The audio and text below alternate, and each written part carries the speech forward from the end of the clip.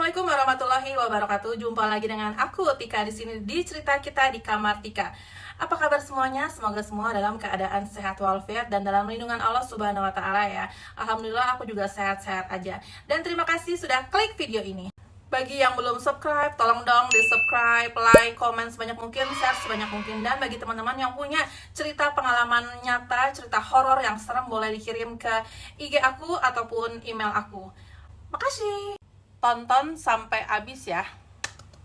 Selanjutnya adalah kiriman cerita dari Nona, kejadiannya sekitar tahun 2017. Jadi Nona ini ngekos di daerah Ciputat Timur di Juanda.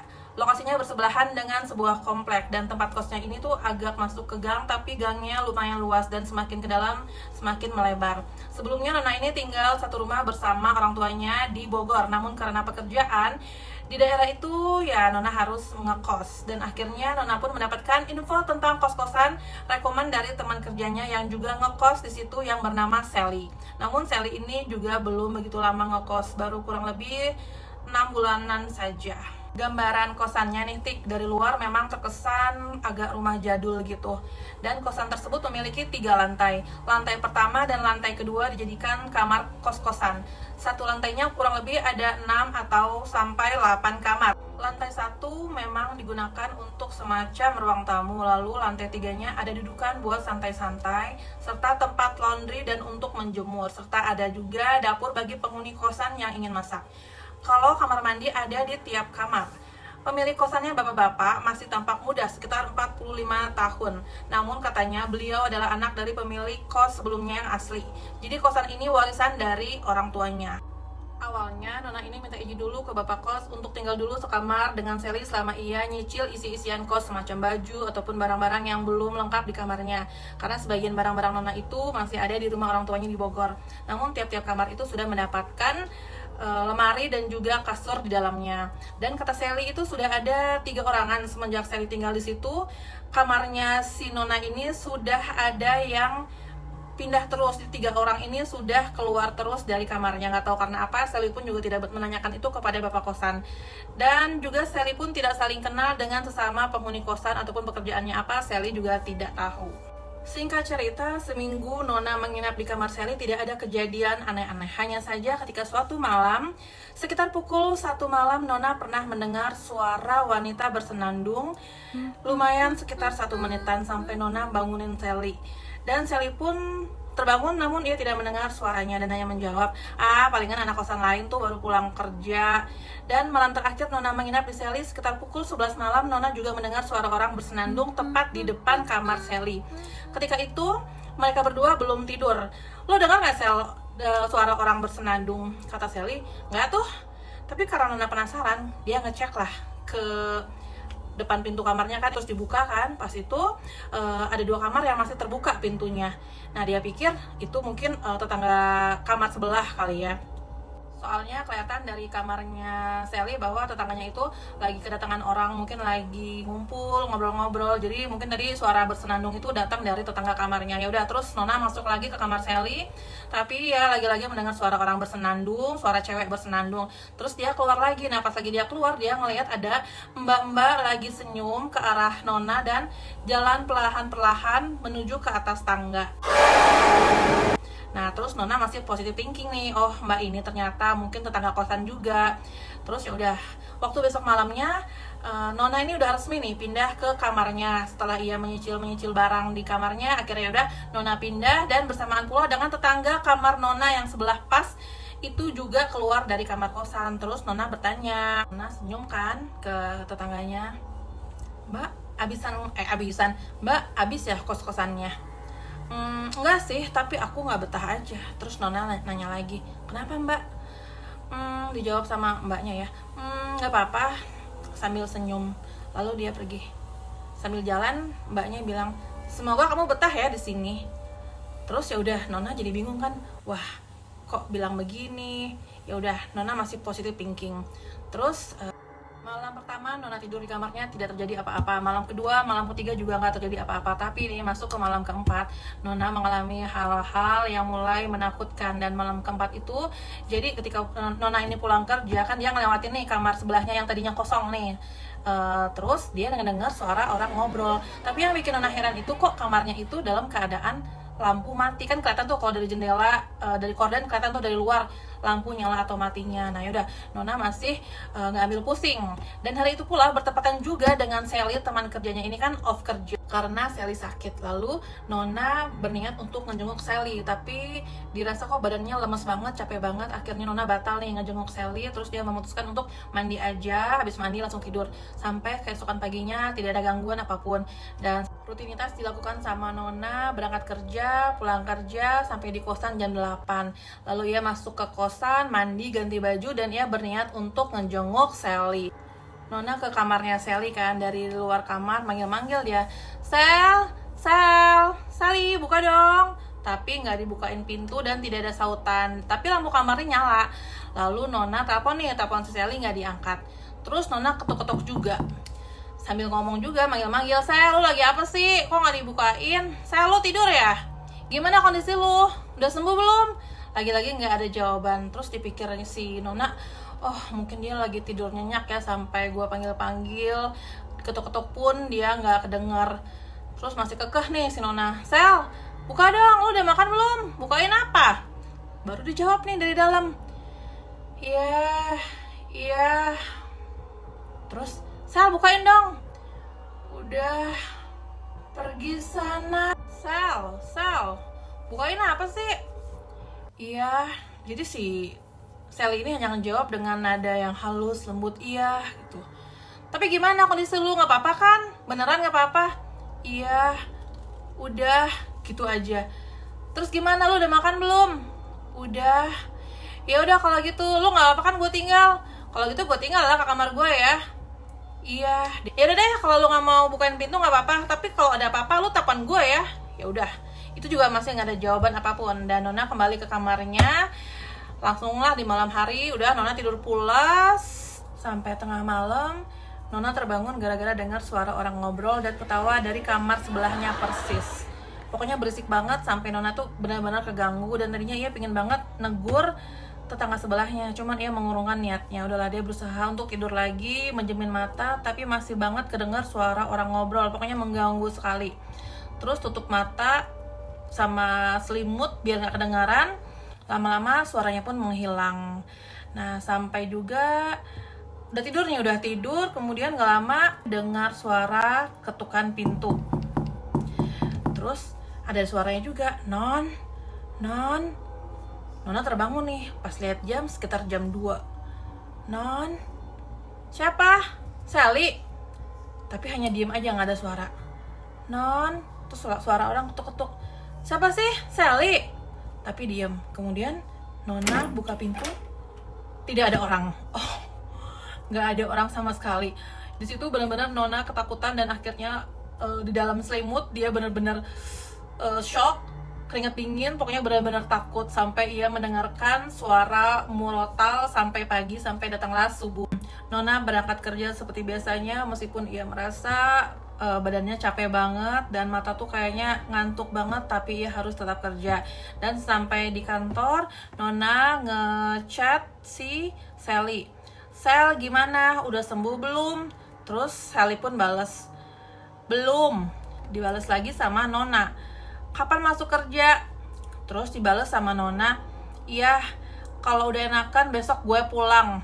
Di situ Nona nggak balas lagi, tapi Nona mikir dalam hati, pulang kemana? Apa pulang ke Subang kali ya? Oh ya, BTW Tik, ini BTW ini si Sally ini orang Subang. Dan Nona melanjutkan aktivitas kerjanya di kantor sampai pulang sore, sampai rumah malam sekitar jam 7, jam 8. Dan pokoknya Nona ini orangnya pejuang tangguh ya, dia kekeh mau ngejenguk Sally sampai Sally bukain pintu ya. Sampailah di kosan, terus Nona ini gak langsung ke kamarnya ya, tapi langsung ke kamarnya Sally. Dan di situ Nona ngeliat ada mbak-mbak pakai daster merah. Mbak-mbak itu langsung ke atas ke tangga menuju lantai 3 dengan senyum yang sama seperti awal aku melihatnya. Oh ya, jadi pertama itu kan si Nona diliatin mbak-mbak tersenyum sambil naik ke lantai 3. Jadi ini kejadian lagi ketika ia mau ngejenguk Sally, ia dinampakkan mbak-mbak yang pakai daster merah lalu jalan menuju ke atas tangga ke lantai 3 dengan senyum yang sama. Sampailah Nona di kamarnya Sally kan, manggil-manggil lagi, Sel, bukain kek. Tapi ada jawaban dari kamarnya Sally. Iya, bukain dong. Lu masih sakit? Iya. Dia hanya ngejawab iya aja. Udah makan belum? Iya. Sel, buka dong, gue beliin lu roti nih. Tapi suasana malah hening. Sel, lu gak apa-apa? Bukain Sel, sambil ketuk-ketuk. Tapi tetap tidak ada respon dari Sally. Yaudah deh, gue capek banget. Gue cantolin ya rotinya di gagang pintu lu. Nanti lu ambil ya. Tapi dijawab lagi, iya. Ya udah deh. Nona capek dan akhirnya Nona kembali ke kamarnya. Tapi dirasa ketika itu malamnya udara tuh sangat panas banget. Malam itu Nona merasakan kamarnya tuh benar-benar panas banget, padahal udah pakai AC.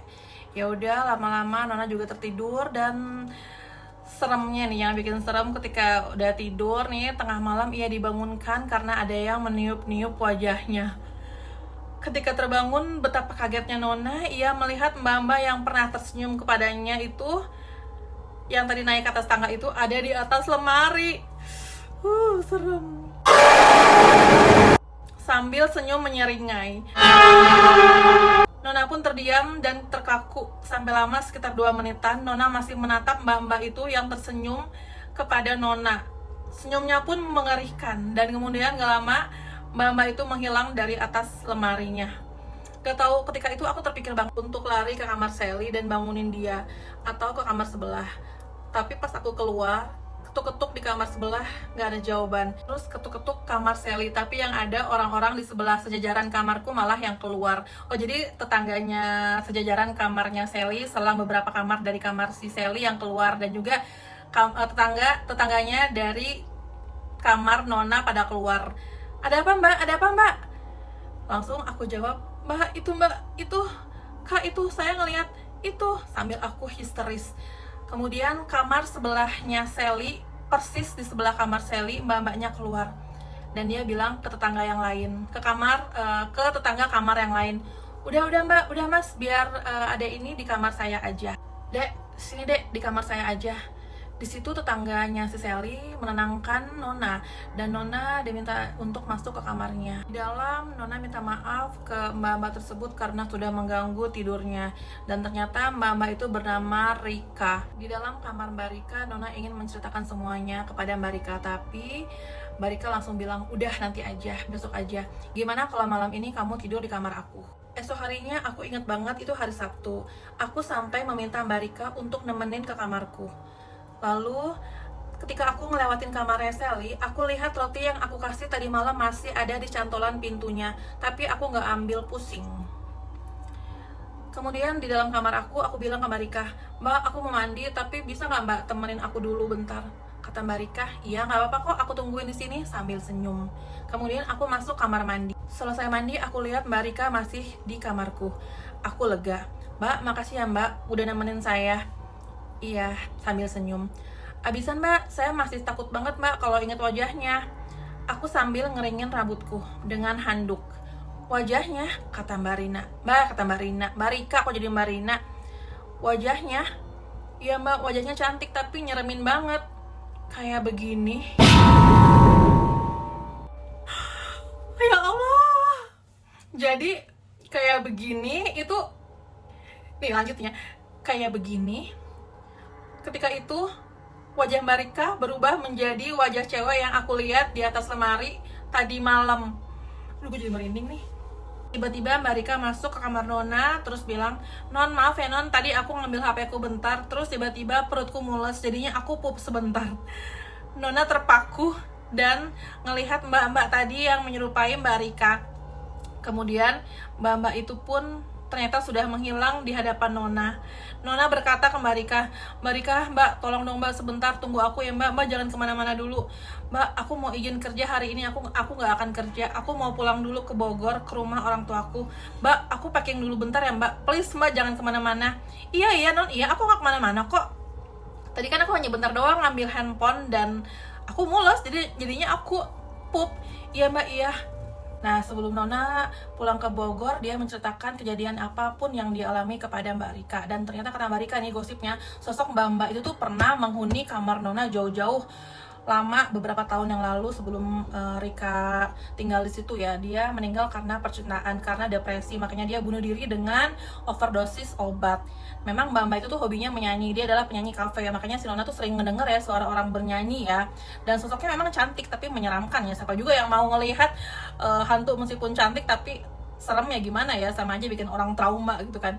Nah mungkin bapak kosnya sengaja menutupi hal ini agar penghuni-penghuni kosan tuh tidak takut gitu, agar ya kosannya laris aja. Nggak mungkin juga bapak kosnya ceritain kalau di kosannya tuh angker gitu kan, kata Mbak Rika. Tapi Mbak itu memang baik kok, hanya sering menampakkan diri aja, mungkin dia pengen kenalan kali sama kamu, kata si Mbak Rika gitu. Nah kejadian yang plot twist lagi nih yang sangat mengejutkan. Ternyata selama ini kan Nona kan menyangka bahwa kamarnya itu kan ada orangnya kan. Ternyata kamar sebelahnya itu tuh kosong. Tapi kenapa selama ini Nona selalu mendengar suara orang ngobrol, suara orang ketawa gitu. Padahal selama ini kosong tuh guys di kamar sebelahnya si Nona itu. Dan bonusnya lagi yang plot twist adalah bonus ya. Waktu si Nona masih di Bogor kan, setelah dia trauma kan dia pulang ke rumah orang tuanya nih. Tepat hari Minggu sore-sore, Sally telepon, "Non, lu di mana? Gue udah pulang nih." Kata Nona, pulang ke Subang. Mau cuti lagi loh. Lu kenapa, sakit lagi? Kata Sally. Ya enggak lah, pulang ke kosan lah, udah sembuh gue. Kata Nona. Hah? Lu jadi selama ini sakit di mana? Bukannya di kosan? Kata si Nona dengan panik. Kata Sally, enggak lah, gue di rumah tante gue di Depok. Jadi kebetulan pas sakit tante gue, adik mama gue tuh telepon, dia mau dinas keluar kota. Tante gue bilang, udah saya cuti aja, ambil cuti kamu, tinggal aja di rumah tante biar bibi yang urus. Sekalian kamu ngejaga si kembar. Jadi anak tantenya ini kembar. Apa Shannon?